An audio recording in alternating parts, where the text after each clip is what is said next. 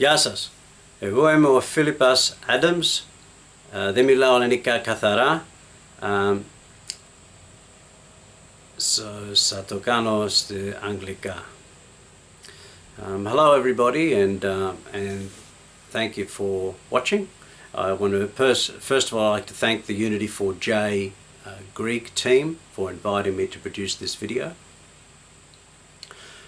Okay, so who am I? I'm Phillip Adams from Brisbane. I'm from Greek father and half Greek mother.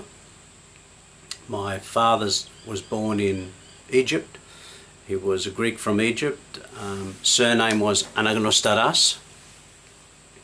And my mother was from a Greek mother, Papatsikourou from Leros, and a Maltese father.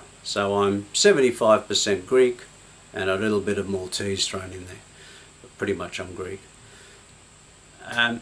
My father's side, Anagnostaras, has a heritage back, very proud heritage to the Greek War of Independence. An ancestor of mine, Anagnostaras, is a Greek war hero.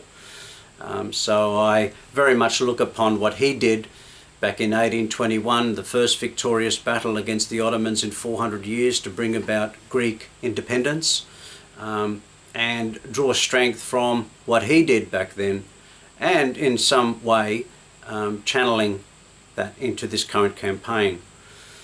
So, okay, what is this current campaign? Well, I initiated and direct the Australian Free Julian Assange before it's too late petition.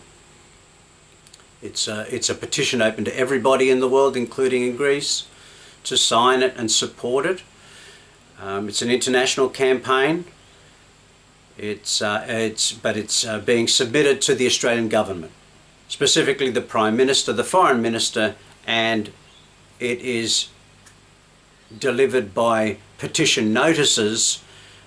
Each time we pass 1,000 signatures to Prime Minister, the Foreign Minister, and 226 parliamentarians that make up the entire Australian government. Okay, why did I start this petition? Well, after extensive research on the matter of Julian Assange, it became clear to me that there was something significantly wrong going on here, and I needed to do something about it. I recognised there was about 40 other petitions that had actually started, and many of them seemed to go nowhere. 100 signatures, 50 signatures, 1,000 signatures, and then stop.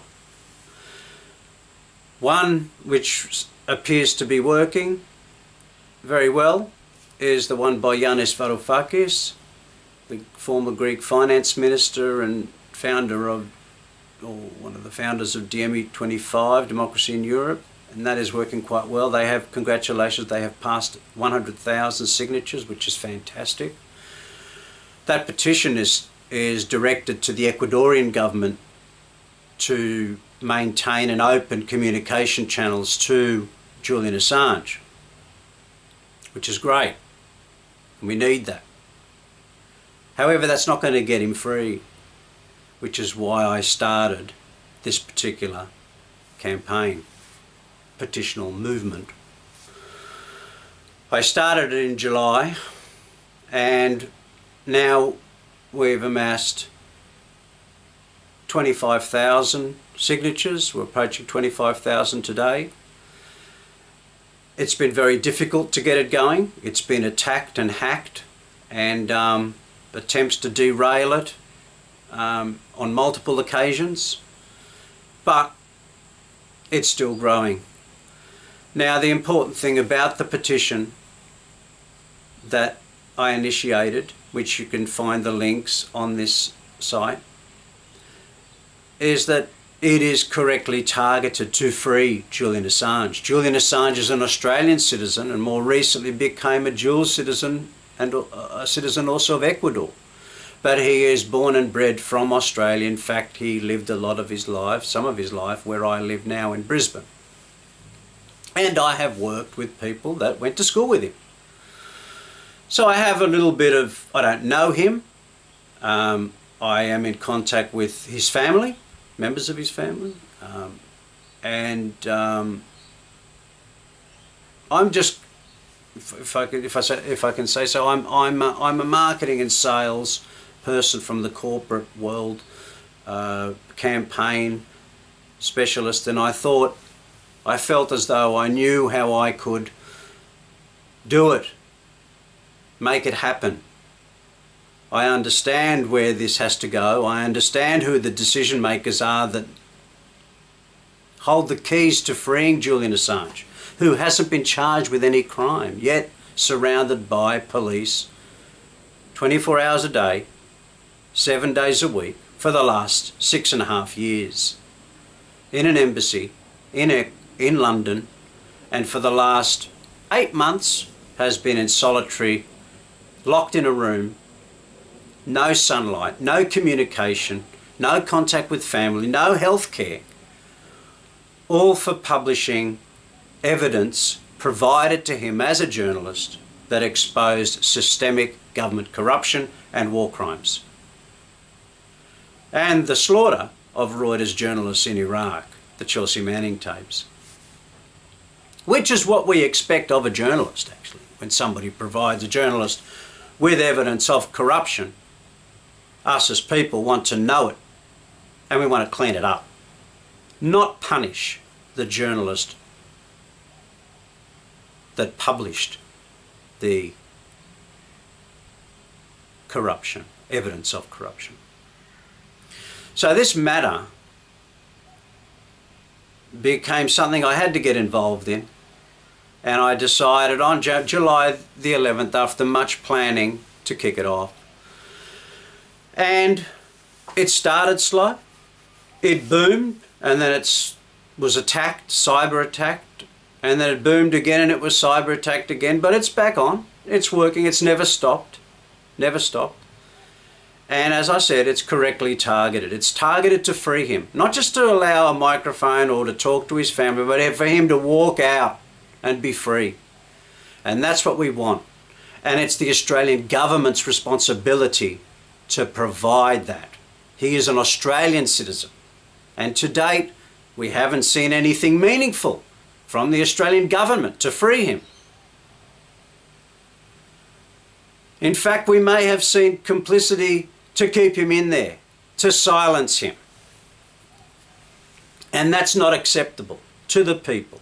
We've had 2 polls by 60 Minutes Australia, the television program, and it's somewhere between 70 and 91% of respondents on those polls on Twitter and Facebook want the government to free him and bring him home. My petition, it's 25,000 signatures and growing of people that want the government of Australia to secure his freedom and to allow him to come home to see his family or to go wherever he wants to go and resume his duties as a journalist if he wants to, but not stay in this torturous, ridiculous situation in an embassy in the middle of London and have us just ignore it. No, that's not going to happen. It's not going to happen anymore. And with your help, we'll get him out sooner rather than later. We need your signature. We need your support. He's been in there for 6.5 years. He hasn't been charged with any crime. Yet surrounded by police 24/7 every day.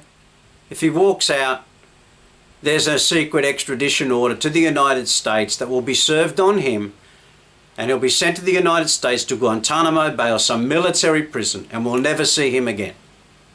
He'll be walking around in a jumpsuit with his hands chained and his legs chained. Not on. Not on. He's a journalist. He did nothing wrong. He did exactly what we want him to do. And with your help, we're going to get him out. We're going to do the right thing. This is people power. Absolutely, it's people power. We don't fear anything because we have the law on our side. This is right. We've got to get him out. And we're going to make the government do their job and get him out. Let him see his children, let him see his family, let him see his mother. Give his mother a kiss, give his mother a hug. Not going to stay in that ridiculous situation of torture. Thank you very much for your time. I'm hoping you'll share this, and we're looking forward to seeing Julian Assange walk out of that embassy and resume his life after healing after this terrible situation. Thank you, and love to you all. Yeah.